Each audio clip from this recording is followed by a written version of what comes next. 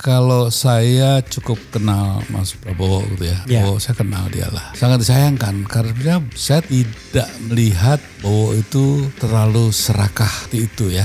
Sehingga desain ini mungkin akan merugikan dia menurut saya. Saya juga tidak tahu ya. Dalam buku sejarah yang saya baca selama ini, baru ada yang namanya seorang yang seperti Pak Jokowi ini baru saya temui gitu ya. Ada semacam satu fenomena lagi yang sebetulnya masuk ke wilayah ya catatan hitam. Tapi dia bukan orang bodoh sehingga perhitungan kalau orang bisa sampai 3 atau 4 kali ya gagal masih maju, dia punya kesabaran yang luar biasa. Sehingga menurut saya mungkin dia tunggu waktu yang tepat untuk memainkan kartunya.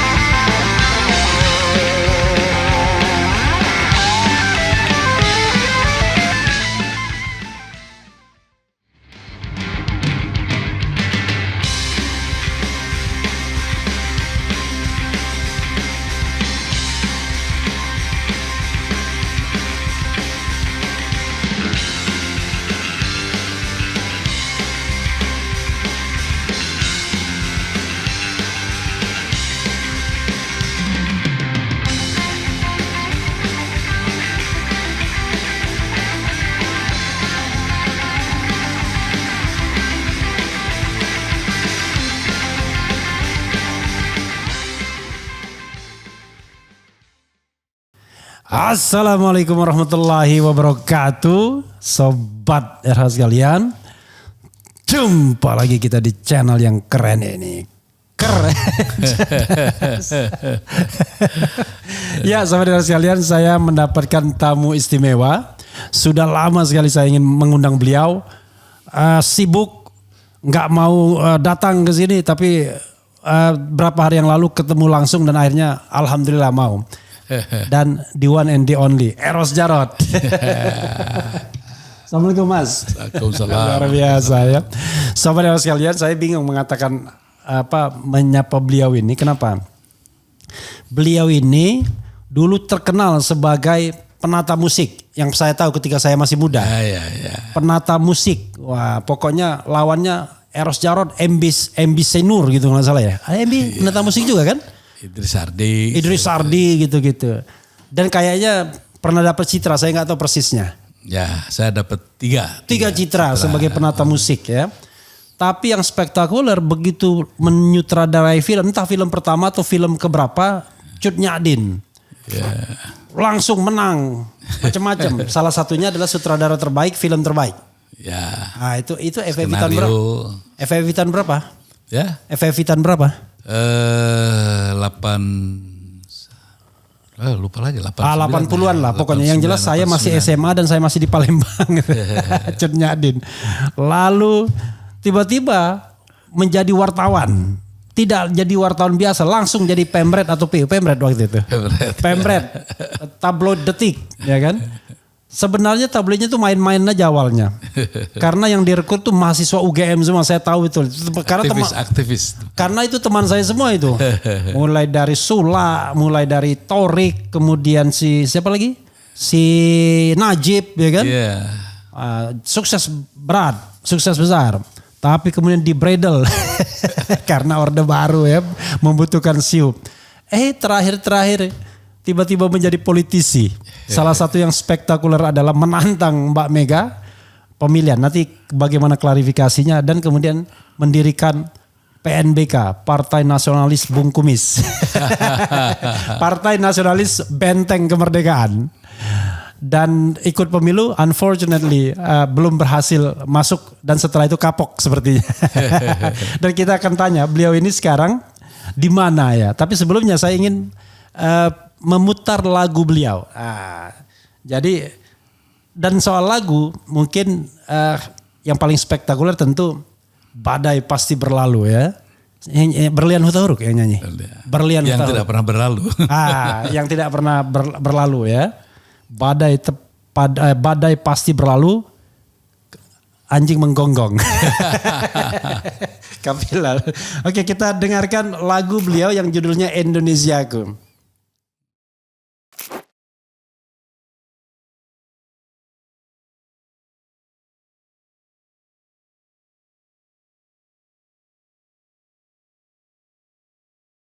Ya, sobat Eros sekalian, itu tadi lagu Indonesiaku karya Eros Djarot. Ini semua Mas Eros yang mengerjakan.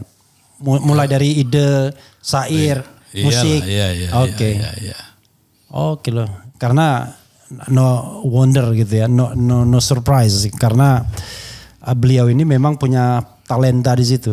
Di ide, di kata, di eksekusinya. Nah, kalau saya Mas nggak bisa musik.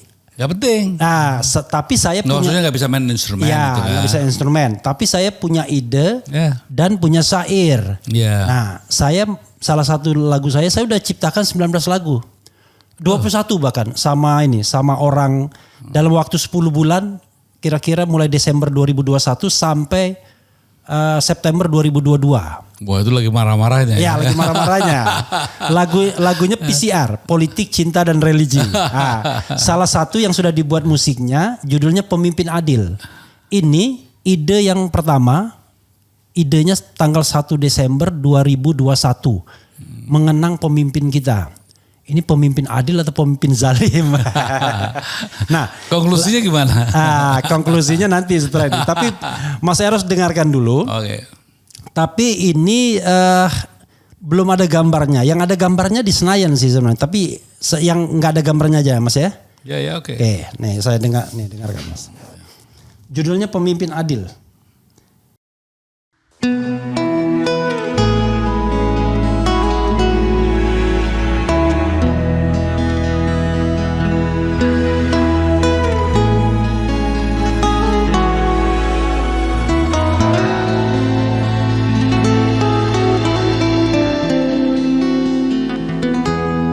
Ketika matahari hanya di atas kepala panas melelehkan, ketika keadilan akan ditegakkan di hari akhir zaman. Padang yang luas tak ada naungan, tapi engkau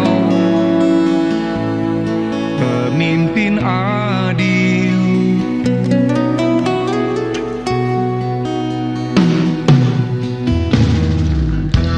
Setiap manusia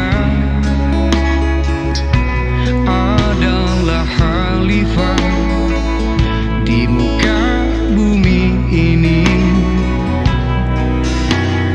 Engkau khalifah dari khalifah,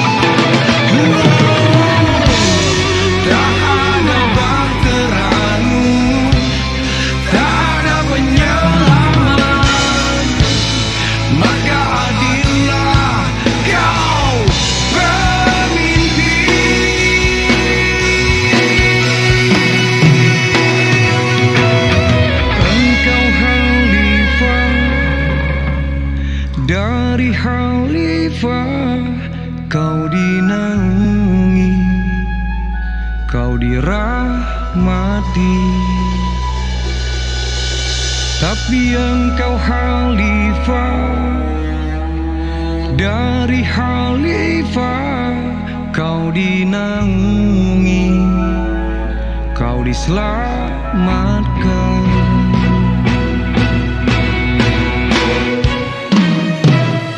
Engkau bisa bawa mata air kebaikan bagi manusia. Kuasamu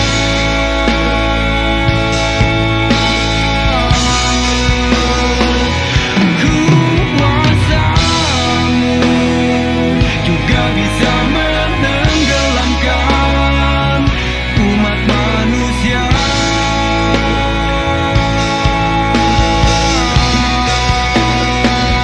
Engkau bisa bawa mata air kebaikan bagi manusia.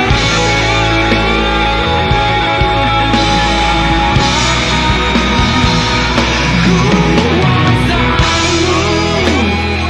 juga bisa menenggelamkan umat manusia.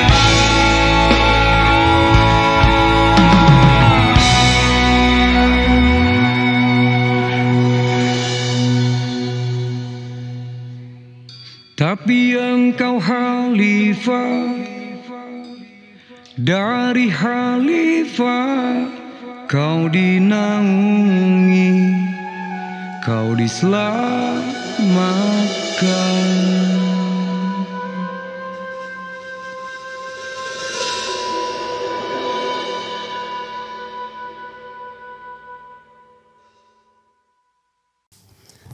Itu Mas lagu. Address-nya sangat jelas. Address to whom, dedicated to whom. Jadi salah satu syairnya adalah engkau bisa bawa mata air kebaikan. Itu pemimpin adil. Tapi kuasamu juga bisa menenggelamkan umat manusia. Itu pemimpin zalim. Jadi kalau dia pemimpin adil. Yang barokah ada yang mudarat. Ya, kalau dia pemimpin adil cepat masuk surganya karena banyak yang doain. Kalau dia pemimpin zalim cepat masuk nerakanya karena banyak juga yang mendoain. Jadi tapi ketahuan itu. Untuk siapa itu saya sudah bisa baca. Tapi apakah yang ditujukan kepadanya itu memahami gitu? Iya. Hal itu saya nggak tahu.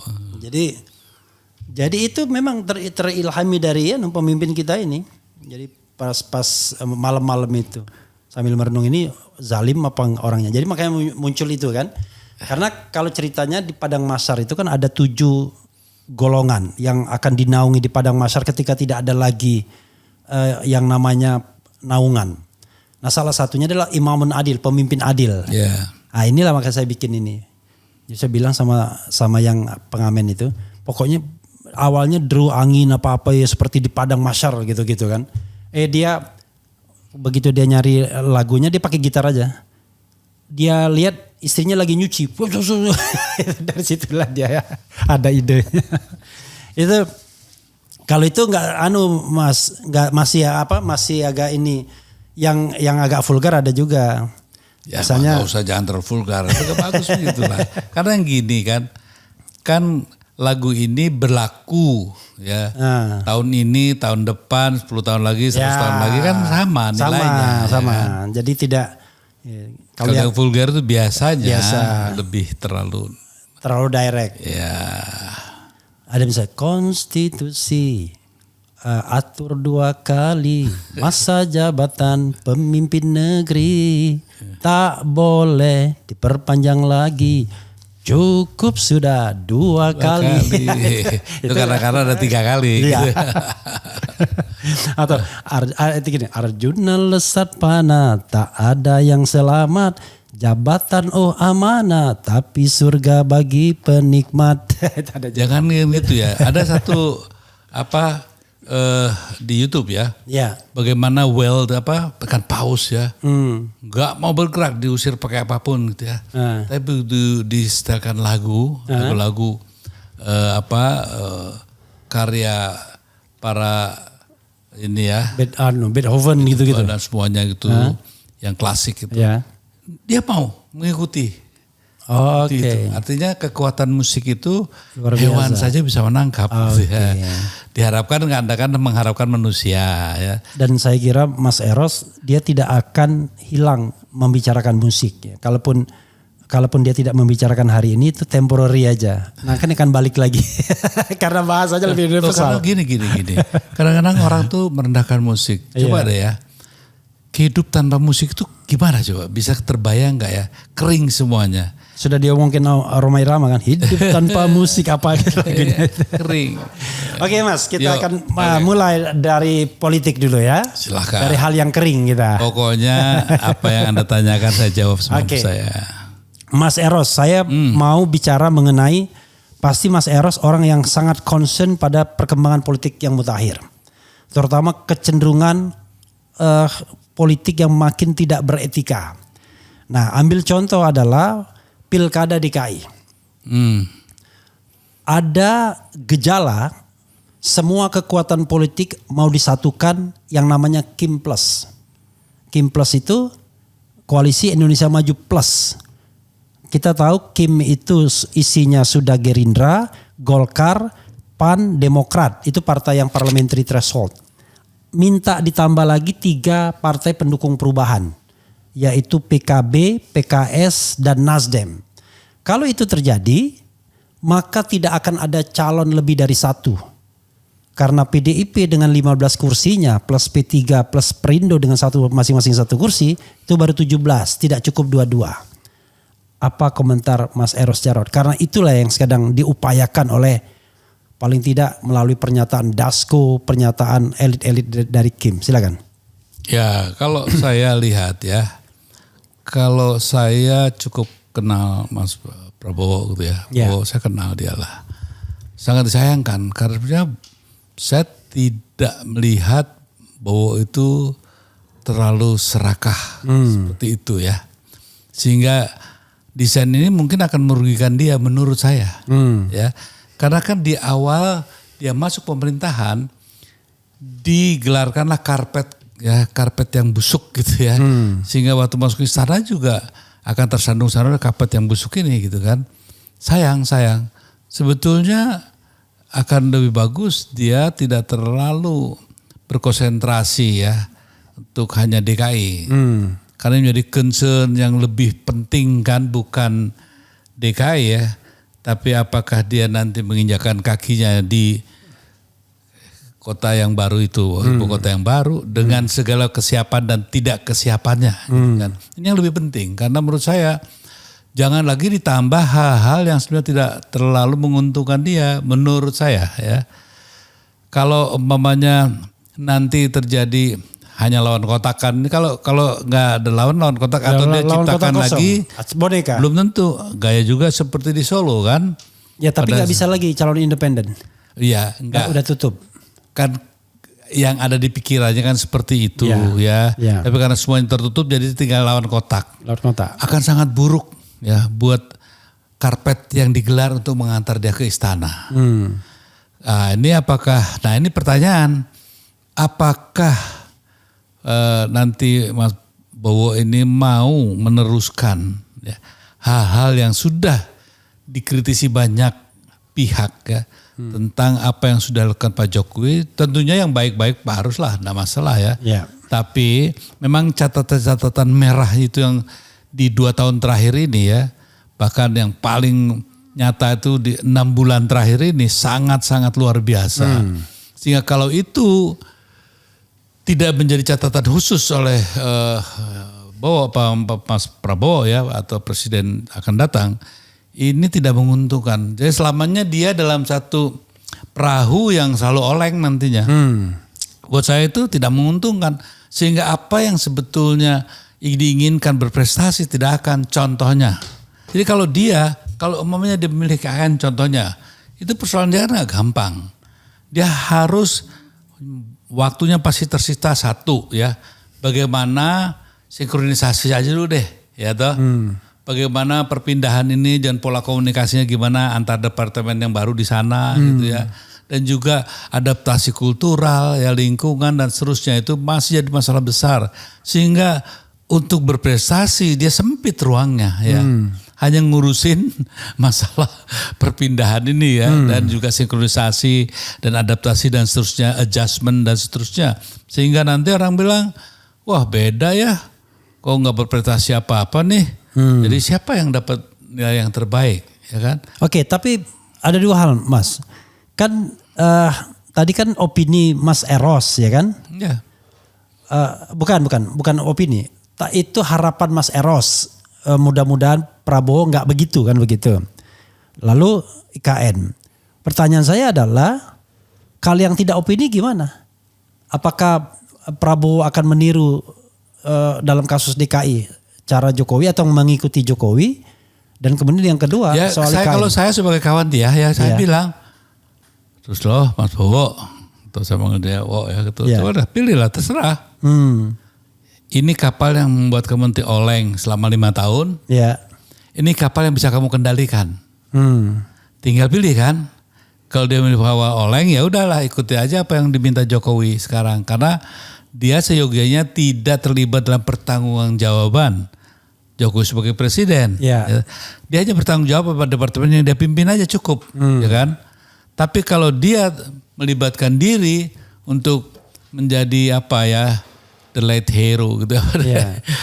Yang kesiangan dia, pahlawan kesiangan, ya dia harus menanggung juga akibat bahwa dosa-dosa yang ada dan sudah dinyatakan ada oleh beberapa pihak nih, apa dia juga mau jadi ikut menanggung beban itu? Kalau menurut saya rasanya kok tidak perlu. Oke, tidak perlu. Cuma masalahnya adalah yang membicarakan soal Kim Plus ini dan berusaha menarik kubu lawannya ini, itu orang Gerindra sendiri, Dasko kemana-mana ya, bahkan dia ke Habib Rizik untuk, kan orang tahu lah, kita kan tidak bodoh untuk melihat sinyal-sinyal seperti itu. Dan kalau Dasko sudah berjalan, masa sih tidak atas endorsement Prabowo? Ya, tapi kita harus melihat beginilah, kan dia tahu siapa yang dia hadapi, ya. Jadi sampai bulan Oktober ya, itu masih kekuasaan itu masih full. Oke. Dan itu realita ya. Oke. Bahkan sampai September akhir itu masih sangat full. Dia sebagai panglima tertinggi gitu, dia bisa perpu kalau setiap saat dia bisa dikeluarkan. Mungkin dekret juga dengan tujuan yang lain gitu ya. Bisa juga semua itu bisa terjadi. Sehingga ada juga sekali rumornya orang-orang yang pemain di tingkat tertentu gitu ya. Belum tentu ini ada pelantikan dan seterusnya yang bukan dari kacamata paranormal ya. Tapi itu kan politik. Itu juga menjadi perhitungannya Prabowo toh. Dan dia juga, orang bayangkan ya, saya juga kaguman saya tuh begini. Berapa kali udah kalah lo ya? Masih maju berarti kan punya mental dan punya kesabaran. Ya. Bahwasanya memang banyak orang bahwa kelemahannya dia controlling emotion gitu ya. Mengontrol emosinya salah satu kelemahan. Tapi itu kan kelemahan yang mungkin dari sekian perjalanan dia pelajari ya. Sehingga melangkah mundur selangkah gitu ya. Tapi akan melakukan loncatan. Saya pikir saya juga tidak berani menyimpulkan bahwa apakah Dasko 100% representing ya the future of Bowo politik, nah, atau mungkin adaptasi sampai Oktober ini gitu kan, sehingga mungkin setelah itu ada cerita babak baru. Kalau misalnya adaptasi sampai Oktober Mas ya, kita tahu pendaftaran 27 sampai 29 Agustus ini, maka kan luka politiknya bisa 5 tahun ke depan juga kalau seandainya itu terjadi. Makanya kan pilihan tergantung Prabowo toh. Apakah dia milih yang ini atau yang itu. Sehingga kalau kita kelompok teman-teman yang pro demokrasi berharap ya, janganlah mengambil risiko terlalu jauh ya. Kita kan berharap juga presiden yang akan datang bisa lebih baik ya kan. Artinya baik itu artinya satu kan, memberantas korupsi secara total ya, itu kan menjadi trademark utama nantinya ya, yang akan dilabelkan ke presiden yang akan datang, atau meneruskan ya the corrupted society loh, bukan hanya government lagi, society. Ini akan terus dibangun atau dia melakukan tindakan yang luar biasa sehingga itulah menjadi legasinya. Apa dia mau numpang legasi yang sudah hoyak ini gitu kan. Oke. Nah, kalau saya orang Jawa ya, coba deh Mas Harun perhatikan, ada enggak raja Jawa yang baru mau jadi bayang-bayang raja yang lama? Nggak ada. Ya emang nggak ada. Nah, apakah Prabowo orang satu-satunya nih yang mengatakan dia juga orang Kebumen bapaknya ya? Iya. Apakah dia mau oh tidak apa-apa, saya raja yang jadi bayang-bayang raja yang lama juga nggak apa-apa, asal berkuasa ya nggak mungkin. Mas, ada hal yang menarik ya. Orang bicara Lemdak Office. Lemdak Office itu biasanya setelah Pilpres, nunggu pelantikan. Kita tahu bahwa kemenangan Prabowo ini bahkan sudah dikonfirmasi hari pertama pemilihan 14 Februari itu. Let's say kalau mau ofisialnya 20 Maret. Let's say setelah putusan MK 24 April. Ini Mei, Juni, Juli, Agustus. Saya kagum dengan Jokowi. Kok bisa dia masih kuat, dan Prabowo yang jenderal itu, yang lebih senior dari itu, kok bisa tampak lemah? Ya tapi kan dia belum presiden. Loh, masalahnya dia mau setinggi apapun menang ya, dalam konteks legal formalnya ya kan, dia bukan presiden, kekuasaan dia terbatas, terbatas jabatan dia sebagai Menhan dan calon presiden. Calon presiden tidak didukung oleh undang sekuat presiden dalam Undang-Undang Dasar 45. Ya tapi biasanya secara sosial politik kan biasanya orang sudah ada tuan baru yang bakal lebih lama. Oh, dalam tuan baru ini dia tahu kok. Saya lihat ya. Saya hadir di ulang tahun PKB itu, bagaimana itu Bung Dasko itu sangat dihormati gitu ya. Wah, semua pimpinan baru partai. Dasko doang gitu ya. ya. Itu baru Dasko ya kan. Jadi dia tahu persis gitu how to mengentertain ya. Karena apapun namanya kan kok kekuasaan yang mereka perebutkan. Sehingga siapa sih yang punya pisau pemotong kuehnya? Kan Prabowo ya. Nah, bahwasanya kadang-kadang kuehnya agak diselip-selip ditempel-tempelkan ke Gibran bisa aja. Itu kan hanya untuk ya daripada ribut nanti biarin deh. Tapi akhirnya toh gue juga yang motong nanti. Lo boleh lah ngomong apa aja kan gitu, bisa saja ya. Sehingga bagi saya gitu, saya juga bilang sama teman-teman PDIP gitu kan, kalau nyerang Bowo itu memang agak aneh juga ya kalian, dia bilang gitu loh. Kita ini inget ya, dulu kan dia pernah jadi calon wapresnya Pak Megawati. Jadi kalau diungkit-ungkit kembali lagi ke 98 agak aneh juga gitu ya. Nah sekarang bagaimana sebetulnya yang lebih penting itu menyelamatkan Indonesia itu jauh lebih penting. Ya. Jadi bagaimana saya sendiri bilang, saya akan bantu sepenuhnya kalau memang ada komitmen ya. Bahwasanya dia akan melanjutkan yang membangun peradaban. Yang membangun bukan civil society tapi the corrupted society. Ini kan yang mengerikan bagi saya ya. Banyak nanti kita bisa bahas ya. Saya pinginnya juga ya, kayak Bung Harun ya, saya minta oke, kita bicara tanpa kebencian lah. Dan buat saya juga gak ada hak saya benci sama siapapun itu ya. Iya. Cuman saya terlalu cinta sama negeri ini. Sih kalau saya ngomong seolah-olah benci gitu ya. Tidak gitu. Mengkritik itu gak berarti benci, justru karena cinta. Karena justru cinta itu negara. makanya saya pikir memang kalau saya juga tidak tahu ya.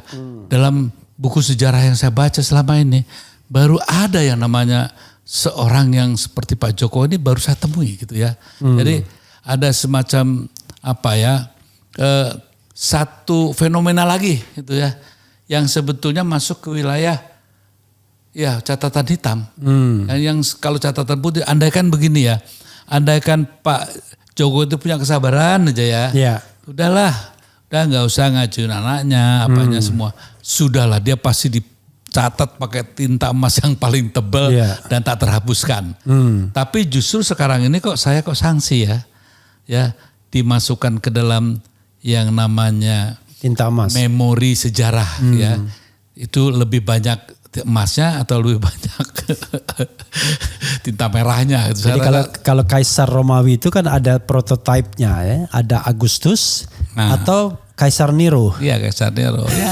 Ya ini kan jadi kan sayangkan. Sebetulnya saya ya saya kan lebih tua dari dia dan saya tahu dari awalnya. Saya berharap dulu sangat ya ternyata kita semua ya reformasi nggak sia-sialah bisa melahirkan orang dari bawah ke atas. Tapi dengan kejadian seperti ini kok ternyata gitu ya memang ternyata yang tidak mengalami denyut nadinya perjuangan reformasi itu memang empatinya beda. Iya. Termasuk generasi muda sekarang kan? Iya, termasuk Jokowi juga. Kan tidak terlalu bersinggungan dalam perjuangan saat itu di mana gitu kan. Nah, hal seperti ini yang menurut saya juga kita jadikan catatan. Maksudnya saya pengen teman-teman pro demokrasi juga agak sedikit cobalah reflektif gitu ya. Mungkin kesalahan juga ada di kita gitu ya. Kenapa kok tidak terlalu kritis? Dan juga teman-teman dulu yang membiarkan sejak awal waktu Gibran ini kan saya sudah perdebatannya sangat keras terhadap Pratekno juga saya tanyakan gitu kan. Walaupun jawabannya kan tidak ada undang-undang yang dilanggar. Loh, memang yang mana ini etika. Kalau undang-undang lahir tanpa etika, hukum tanpa dia etika. bilang undang-undang tidak dilanggar. Jelas ada undang-undang yang dilanggar. Itu kan termasuk KKN. KKN kan? Iya KKN, tapi kan itu maksudnya yang secara telak mengatakan dia kan harusnya telak gitu loh ya. Tidak interpretatif sifatnya dibilang. Loh, kalau memang orang yang tidak terlibat dalam gerakan KKN waktu itu anti KKN memang tidak bisa menjual itu. Sedangkan kolusi ya kan itu KKN itu kan korupsi, nepotisme. Itu jelas itu sebagai bagian yang dititipkan oleh perjuangan reformasi di pundak para legislator saat itu. Dan disepakati bahwa itu menjadi komitmen loh ya dari seluruh pemimpin bangsa ini ke depan untuk melaksanakannya. Nah pada saat itu diredakan juga pada diem kok gitu ya. Nah sekarang ini sudah gini baru rame-rame itu yang sangat saya sayangkan. Sudahlah kalau sekarang ini kita dihadapkan pada realita presiden terpilihnya Bowo. Nah wakil presidennya adalah Gibran. Tapi apakah kita bisa menerima begitu saja? Kalau Gibran mungkin masih banyak masalah yang kita bisa persoalkan ya. Kalau mungkin kalau Prabowo less deh ya. Oke, tapi ini Mas Eros menarik ya. Reformasi 98 pasca reformasi memunculkan dua pemimpin yang satu yang tidak terlibat sama sekali dengan hiruk pikuk reformasi dan itu Jokowi dengan segala damage-nya. Tapi paradoksnya adalah memunculkan kembali. Memunculkan kembali menantu penguasa Orde Baru yang kita tumbangkan karena kekuasaan yang otoritarianistik yaitu Prabowo. Membayangkan nggak after 25 years tiba-tiba yang berkuasa adalah elemen-elemen Orde Baru kembali. Ya, tapi kan dia tidak mungkin sampai ke sana. Kalau kita semua tidak bersepakat. Ya, institusi kita diwakili di DPR kan. Apakah Saudara Harun bisa mengatakan tidak boleh kalau DPR ngetok palu? Karena kita sudah memberikan suara kepada para partai-partai yang ada sekarang di sana. Nah, kalau itu proses sudah dilalui, menurut saya ya agak aneh juga kalau kita bilang ya kok tidak pernah reflektif bahwa ini anak penguasa yang kita tumbangkan. Sebetulnya dari awal harus sudah tahu dong gitu ya. Nggak perlu sekarang dibicarakan. Harus dari awal kita bicarakan. Apakah iya apa tidak itu kan bisa diputuskan. Tapi dalam kenyataannya memang hal-hal di mana saling-saling membuat dosa ini seperti jadinya kartu domino kan. One fall, all fall. Makanya dia saling menjaga. Jangan deh, biar aja lah semuanya tetap aja di situ. Makanya dalam hal ini yang lebih penting saya rasa berkonsentrasi ke depan bahwa kenyataannya society seperti ini. Jadi nggak bisa kita berevaluasi lagi dengan bermain-main ya dengan imajinasi masa lalu gitu ya. Yang tidak mendapat dukungan secara luar biasa atau secara kekuatan yang real. Tapi Mas gitu. ya, saya ingat Rocky Gerung mengatakan Jokowi yang sipil itu berwatak militaristik, itu damage-nya luar biasa. Betul. Gila bener ya. Dia memperingatkan kalau watak militaristik itu dipraktikkan juga oleh Prabowo yang juga militer, yang memang asli militer, itu damage-nya akan jauh lebih luar biasa. Padahal kita tahu power tends to corrupt, absolute power corrupt absolutely. Dan kita tahu bahwa warisan 10 tahun ini adalah lemah sekali civil society. Bahkan menghadapi kelakuan Jokowi yang sudah lame duck office aja kita nggak mampu. Masih ada ketakutan baik rakyat maupun elit. Saya membayangkan dari mana kita memulainya kalau ada watak kekuasaan yang begitu. Kalau dia tidak dikontrol pasti dia akan corrupted, pasti akan dia otoritarian. Lalu civil society-nya lemah dan mudah disogok. Silakan Mas. Ya gini, saya rasa kita juga harus melihat seseorang itu dengan latar belakang yang tidak hanya satu dimensi gitu ya. Jadi ada dimensi lain juga. Saya kenal keluarganya. Saya dekat sama keluarganya Prabowo itu. Saya kenal ayahnya. Ayahnya juga menitipkan apa kepada dia. Waktu dia dipecat Pak Harto gitu kan, saya menemani Bowo ya. Dari jam 10 sampai jam 2 lah gitu ya. Atau jam 11 sampai jam 10. Lupa saya sampai jam 2. Pada hari itu, that very day.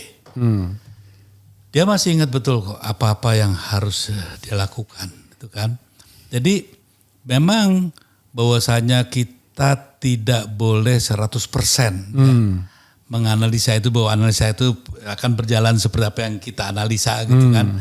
Dan kan masih ada probabilitas. Apa yang dikatakan oleh Rocky Gerung juga bisa dipatahkan. Kenapa? Hitler dari pasukan mana dia, ya kan? Lihat ya lebih gilanya lebih nyata. Itu bahkan mendunia ya, fenomenal. Jadi fenomena yang luar biasa. Artinya itu salah satu catatan yang bisa kita perbandingkan. Bahwa tidak selalu begitu. Artinya probabilitas ada, tapi ada juga kan. Faktual sejarah mencatat hal seperti itu juga ada. Sehingga menurut saya memang Prabowo ini contohnya. Kenapa dia sangat Islami gitu ya kan. Ya, karena memang keluarganya juga kan ibunya Kristen. Ada adanya taat yang baik, Kristen yang baik. Di keluarganya juga ada salah satu ponakannya juga ada yang Islam. Jadi dia juga ingin menunjukkan bahwa I'm a good Muslim. Bapaknya kan Muslim, ibunya Kristen itu kan. Sehingga tidak mau dia terhimbas. Sumitro itu Muslim? Iya Pak, ya bapaknya Muslim lah. Oke. Ibunya yang Kristen, kan Manado ya. Kalau Pak Mitro kan orang Kebumen ya, Banyumas lah, Banyumas itu kan. Nah, jadi dia juga ingin menunjukkan itu. Kedua, dia ingin merah putih. Karena ada latar belakang sejarah keluarga kan. PRRI dan seterusnya. Sehingga menunjukkan, saya juga merah putih. Jadi kita kalau melihat hanya satu dimensi manusia pada saat waktu tertentu, mungkin bisa juga salah melihatnya hasilnya ya. Dia ingin contohnya apa? Tidak korupsi, tidak ini bagaimana gitu ya. Itu kan satu hal yang juga ingin menjaga, karena dia sangat takut sama bapaknya, ya sangat sayang juga sama bapaknya.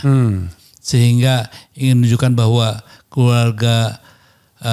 keluarganya, keluarga Sumitro itu bukan koruptor gitu kan. Dan Pak Mitro yang mengatakan 30% anggaran dikorup itu waktu zaman Orde Baru sudah. Ya. Makanya dia juga, saya sering ngomong sama dia. Dia tahu, saya nggak mungkin bicarakan di sini karena kan tidak bagus ya, tidak bagus. Karena apa? Saya kok masih ini harapan nantinya. Saya nggak berani dia pasti lakukan. Jadi harapan. Saya tahu apa yang bagaimana saat-saat dia dulu dibohongi pada 2014, pada saat Jokowi masuk gubernur DKI. Itu kan saya tahu apa yang ucapan Hashim, ucapan Prabowo kan saya catat semua. Sehingga hal itu kan tidak mudah untuk dilupakan begitu saja. Sehingga saya kok masih menaruh harapan ya, bahwa mungkin Bowo akan memainkan kartu yang berbeda. Karena apa? Dia ingin menghapus semua itu. Karena nggak mungkin, dia juga orang yang tidak bodoh kok. Bahwasanya emosional, ya sekarang rasanya sudah agak menurun ya. Tapi itu yang ditakutkan. Tapi dia bukan orang bodoh, sehingga perhitungan. Kalau orang bisa sampai 3 atau 4 kali ya gagal masih maju, tapi punya kesabaran yang luar biasa. Sehingga menurut saya mungkin dia tunggu waktu yang tepat ya untuk memainkan kartunya. Sehingga menurut saya kok tidak begitu teryakini. Nah, ini kan harapan artinya ya. Tidak teryakini bahwa dia akan meneruskan hal-hal yang tidak baik dilakukan oleh Jokowi. Dia tahu. Cuman it's not the time yet. Menurut saya gitu ya. Dalam saya membaca pola pikir dia. Sehingga ya sudahlah. Toh cuman 2 bulan lagi ya. Tapi 2 bulan lagi pun menurut pengalaman dia ya kan. Yang realita politik di lapangan kan bisa terjadi banyak hal. Ya kan. Yang the impossible thing gitu kan. Bisa terjadi seseorang dalam jangka 1 minggu bisa jadi ketua umum partai gitu. 3 hari. Ya katakanlah gitu ya. 3 hari. Belum apa-apa tiba-tiba menjadi katanya calon wakil gubernur gitu ya. Atau bahkan gubernur saya nggak tahu gitu ya. Ini kan satu hal yang tidak pernah ada dalam kamus ya sejarah perpolitikan di Indonesia. Sehingga untuk melakukan analisa yang sifatnya berdasarkan empirical itu kan nggak bisa kita mendahului ya, teori masa mendahului kejadian kan agak sedikit sulit ya teori sosial teori politik gitu. Nah, kalau menurut saya hal seperti itu, jadi apa yang kita bicarakan di meja ini kan asumsi berdasarkan pemahaman, pengalaman dan fakta yang kita temukan. Ya saya yang saya temukan tuh saya kenal Prabowo. Family is very decent family. Saya yakin saya jamin itu. Dan saya ngomong gini, tanya aja bang saya minta jabatan. Enggak, kita bersahabat kok. Istrinya Pak Hashim juga kita anak-anaknya udah kayak ya saya sangat baik lah dengan mereka ya. Artinya saya juga enggak minta jabatan kok ini ya. Pernah juga nolong Bowo dan setinggalkan karena waktu saya gak cocok gitu ya. Kenapa kok harus pergi ke orang yang waktu itu kamu musuhin gitu kan. Jadi hal itu bisa berubah. Tapi begini Mas Eros ya, boleh saya agak mengajukan pertanyaan yang kritis ya. Bahwa memang kecenderungan bias itu adalah ketika kita dekat sama objek secara pribadi. Yeah. Saya tahu Mas Eros dekat sama Prabowo ya. Usianya pun setahun lebih tua Mas Eros. Yeah. Prabowo 51, Mas Eros 50. Jadi wajar kalau dia panggil wo doang. Iya, teman ya kan. Nah, orang kan selalu mengatakan kan, udah saya tahu betul dia. Kan selalu begitu kan, orang kalau ketika berargumentasi, saya tahu betul, saya kenal dari dulu, saya kenal ini dan saya berharap bukan saya menjamin. Iya. Untuk Mas Eros berharap ya, bukan menjamin ya. Bukan menjamin. Kalau pakai skala meter Mas. Ya. Misalnya, kita iseng-iseng. Kita pakai agenda lah, pemberantasan korupsi misalnya. Yeah. Pengertian pemberantasan korupsi itu tanpa tebang pilih ya. Kalaupun kemudian ini diproses lebih dulu itu soal lain. Tapi tanpa tebang pilih itu artinya semua diproses. Sooner or later kan. Kalau soal pemberantasan korupsi berapa kalau 0 itu paling tidak bisa diharapkan 100%. Bisa diharapkan berapa persen Mas Eros? Minimal modal sekarang mungkin 60%. Minimal 60%. 60% minimal. Kalau mahasiswa tetap lulus tapi nilainya C. Ya, gak apa-apa. Karena gini, karena kan dengan wataknya dan sifatnya dia, trying to be a hero gitu kan, sebagai pahlawan. Dia juga tanyakan deh, semua anak-anak buah dianya itu setia loh. Karena memang dia seorang kalau yang ada temennya susah segala dia langsung bantu segala orang gitu. Setia karena dia royal soalnya. Iya. Makanya saya ingin katakan bahwa sebetulnya dia yang playing the game the hero itu kan mainan yang dari kecil ya. Ingin coba jadi kayak pokoknya hero lah gitu ya. Nah mungkin juga dengan slot yang dia miliki sekarang dia bisa bermain di wilayah itu. Atau dengan umurnya yang sekarang. Kan umurnya dia kan sudah 73 tahun. Ya. Sehingga nggak ada lagi waktu untuk ya bermain macam-macam. Menjelang 73 ya. Karena kan nanti 78. Karena itu mau dekat 80. Ya. Sehingga dia akan betul-betul memikirkan legasinya. Tidak seperti Jokowi yang waktu itu masuk ke sana dengan umur yang masih 40 akhir atau 50 awal. Saya nggak tahu. 50-an. Ya 50-an. Ya. Dia masih punya ya. Untuk punya waktu untuk bermain-main hal yang mungkin sekarang dipermainkan.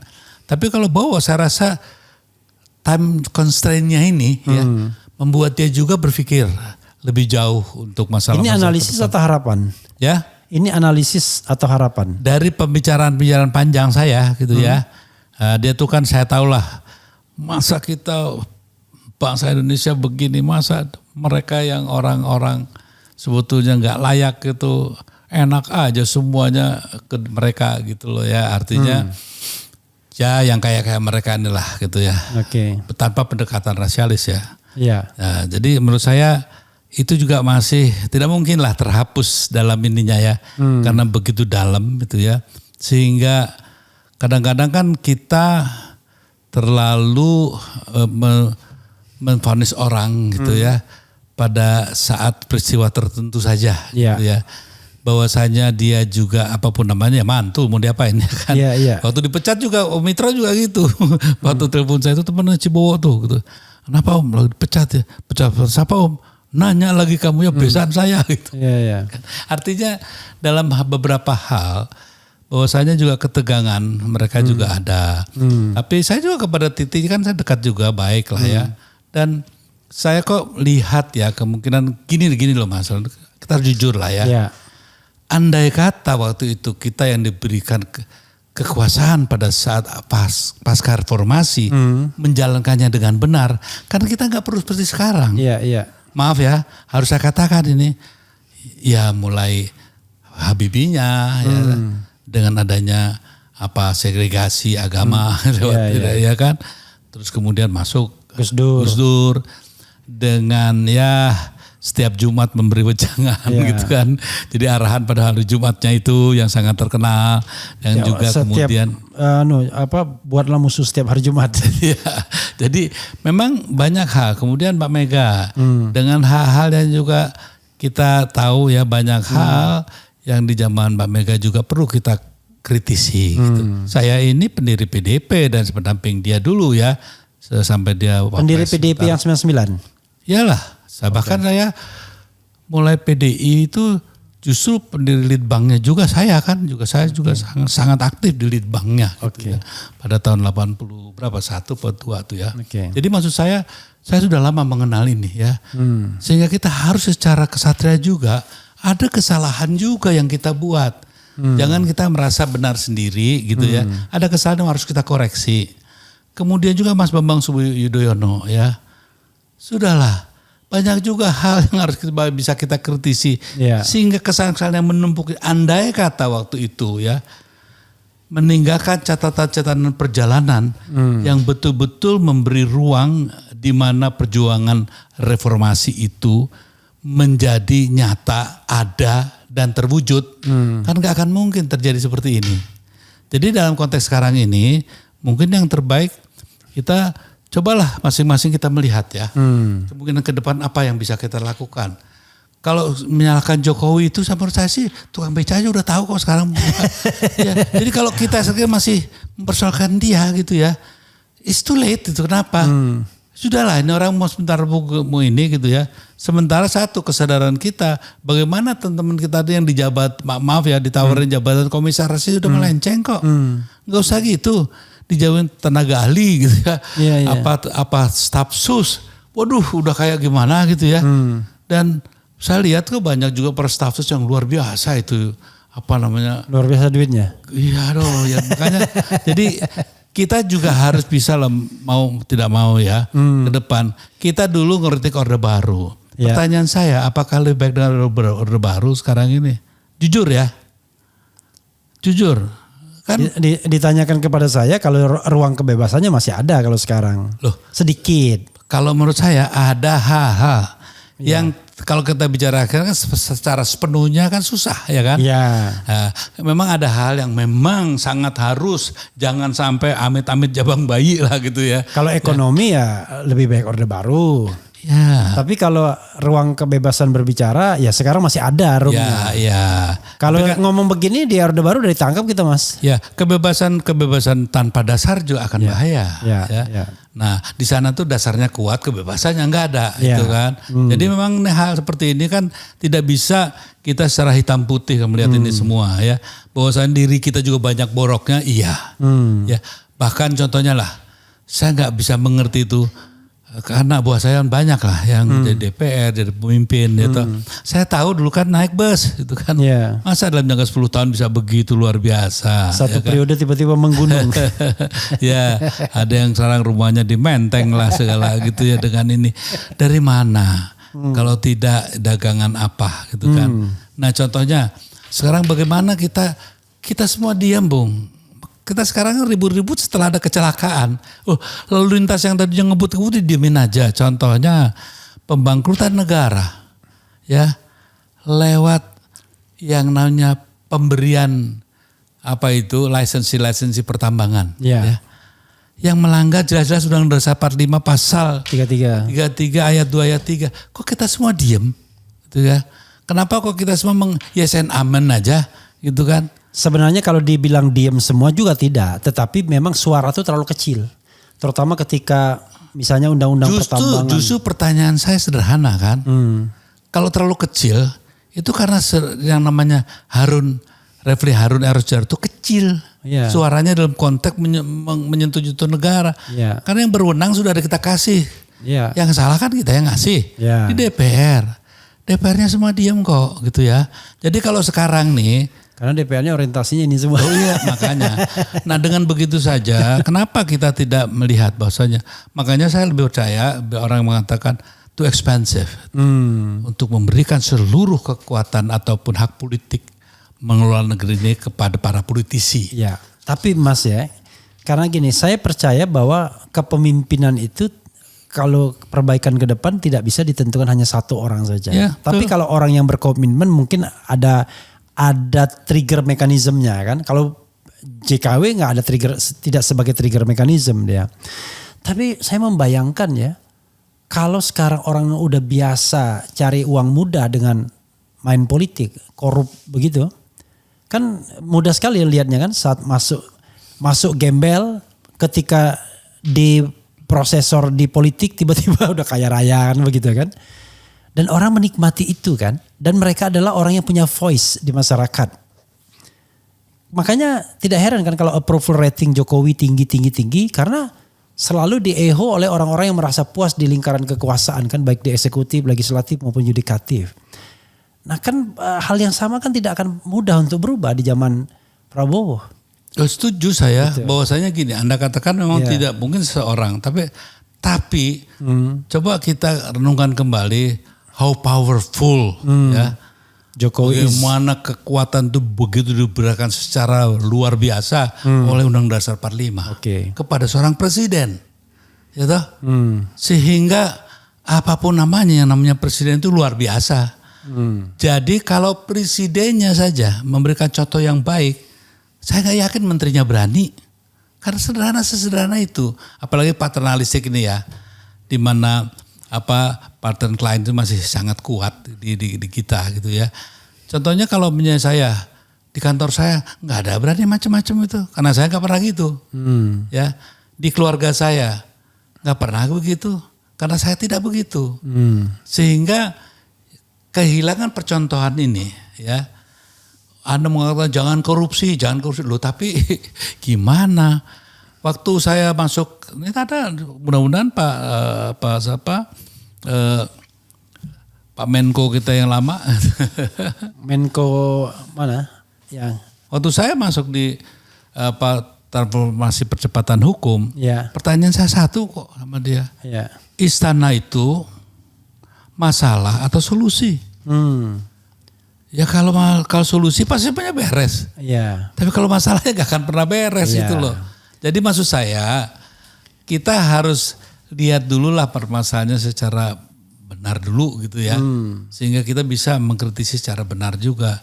Tapi kalau banyak contohnya, saya waktu diminta untuk berantas mafia tanah. Tiba-tiba mafia tanahnya foto-foto sama presiden, kan pusing saya ya kan. Jadi maksud saya hal-hal seperti itu kan realita. Jadi kalau misalnya kita bicara kebebasan, ternyata orang fasih menyebut Jokowi, Prabowo, tapi tidak berani menyebut Mr. T. Ya mungkin even Pak Mahfud sekalipun. Iya itu katanya kan T itu kan ada di mana-mana. Di swasta ada, di kepolisian juga ada, itu kan ada di mana-mana lah ya. Tapi maksud saya beginilah. bahwasanya conspiration, ya, kejahatan yang berjamaah ini kan harus ada imamnya kan, yang semuanya kan makmum ini, ya kan. Contohnya pernah waktu itu saya ya agak sedikit berbeda sama Master Luhut, Oke. the super minister gitu ya.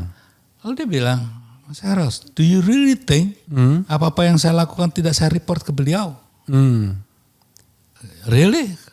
Jadi ini semua dia tahu. Come on. Emangnya saya bisa gitu aja? Ya udahlah. Saya kan punya atasan presiden. Itu kata dia. Ini saya ngomong di podcast loh ya. Iya. Jadi saya bisa bertanggung jawab kenapa saya ngomongin ini. Gitu kan. Artinya kalau toh cap itu begitu luar biasa ke si Luhut ya. Itu kan sudah diketahui, dilaporkan dan direstui oleh presiden. Jadi nggak bisa lah, jangan bilang bersama-sama lagi dong. Ada pertanggung jawab khusus gitu. Oke, ya dari sisi tata negara memang presiden ya kan dia tunggal pertanggung jawabannya. Ya tapi juga dari kultur pengelolaan kekuasaan juga kan harus kita lihat. Ya. Ya, ada yang memang dia main antem sendiri gitu kan ya. Tapi contohnya ginilah, waktu Luhut dipindah dari itu ke Menko Polkam, ya, apa dia tahu sebelumnya? Kau bilang tahu bohong Pak Luhut, saya saksinya kan itu. Terus dia dipindah juga ke investasi, belum sekuat itu kok. Dia kan sekuatnya setelah ada COVID ini ya. Jadi luar biasa. Artinya memang apapun namanya ya kita boleh bicara ini, bicara itu. Tapi Jokowi itu orang yang tahu kapan mengambil orang, kapan ini. Contohnya dia tahu nih instrumen ini kalau saya gabungkan sama ini pasti jadinya ini. Dia di dalam hal itu ya. Bahwasanya bukan hasil yang kita harapkan itu lain soal. Ya. Tapi kita harus akui bahwa siapa sih presiden yang paling hebat di dunia ini untuk mencipta image itu ya. Yang menjadikan citra politik menjadi realita politik. Realita politik hancur oleh citra politik. Kan hanya di sini kan yang nomor satu di sini. Sehingga dalam konteks hal itu ya kita harus tahu bahwasanya yang dihadapin ini katanya kan orang yang kata Mas Raffi orang yang nggak awam gini. Mungkin jangan marah ya. Itu mungkin kesombongan intelektualnya Mas Harun aja. Tapi dalam realitanya menurut saya kan tidak perlu menjadi profesor. Karena untuk sebagai ilmuwan yang bertanggung jawab tentang pada humanisme kan bukan wilayah dia.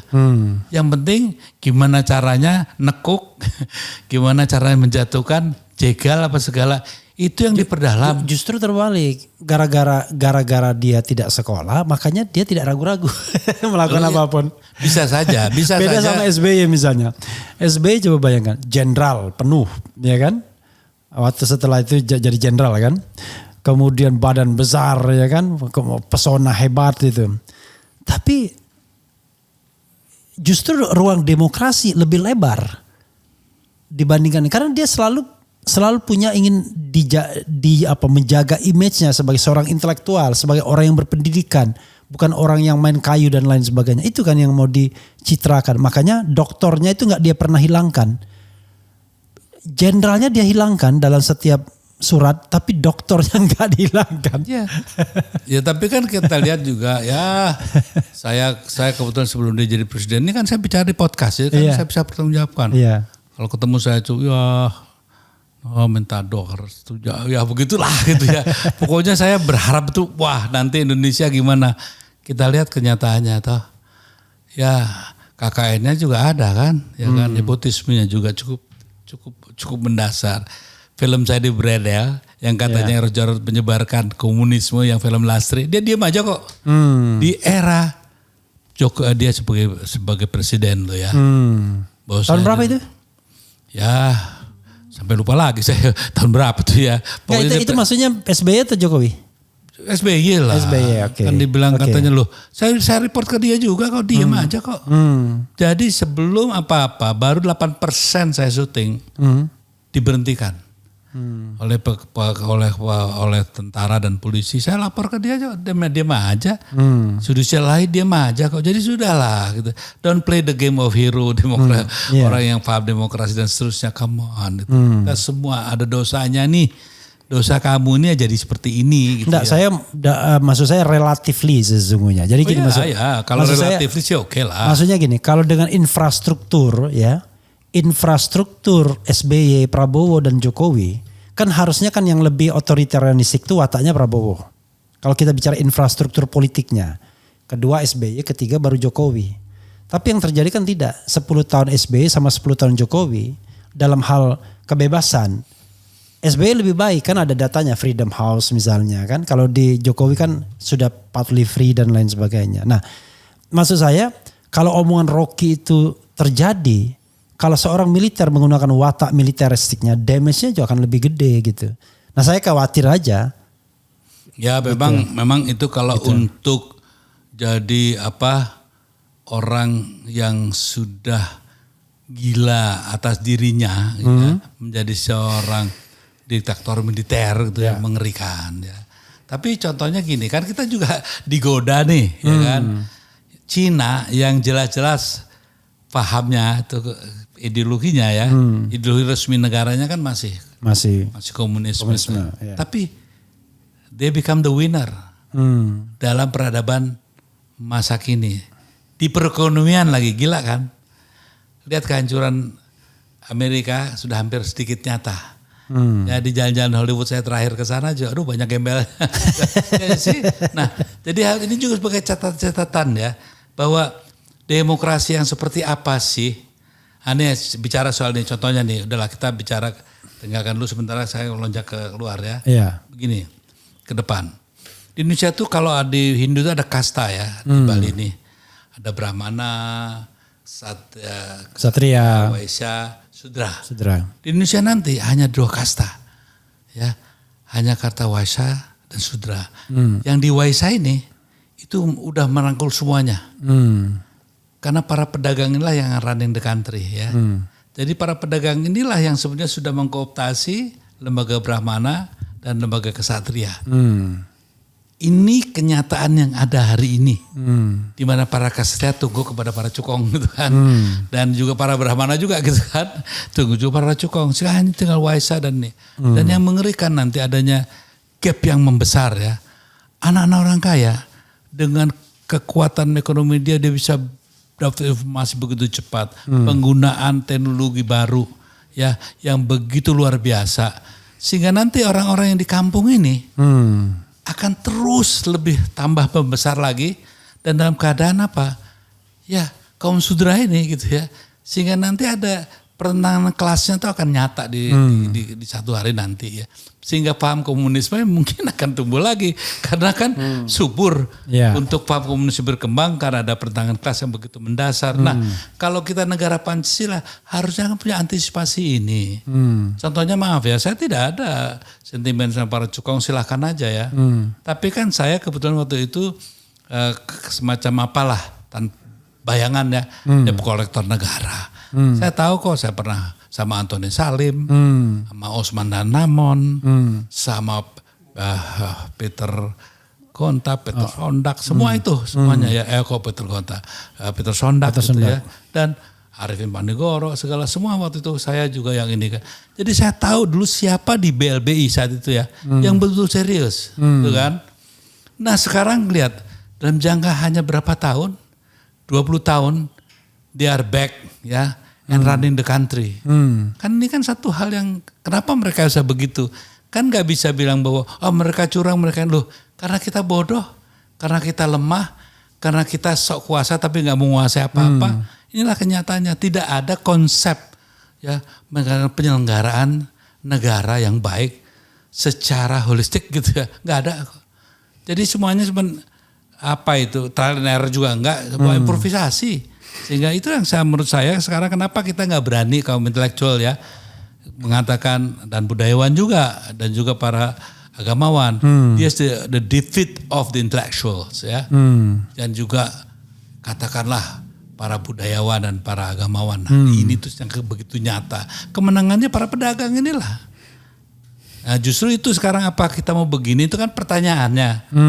Kalau kita cuma bisa mumbling aja, marah aja sama Jokowi terlalu kecil buat saya ya. Jokowi menurut saya terlalu kecil kita marah dia. Karena ada hal yang begitu besar di belakang itu sebuah korporasi yang sebetulnya mempunyai kekuatan yang abadi itu, ya abadi. Karena seluruh ekonomi kita dipegang oleh mereka kok gitu ya. Pertanyaannya from where to go? Dari mana? Apa? Dari mana kita mau memulainya? Nah justru itu yang harus menjadi tantangan ke depan. Bukan mikirin yang hal mas saja ya, yang sebagai akibat. Jokowi memerangi juga akibat menurut saya. Udahlah, ini orang kalau memang udah, makanya waktu di dalam dialog saya bilang, bicara kejelekannya udahlah kita udah tahu itu sih, nggak usah. Cuman how to solve this nation problem ke depan. Karena kita akan dibenturkan satu suasana di mana pendidikan kita saja udah hancur ya.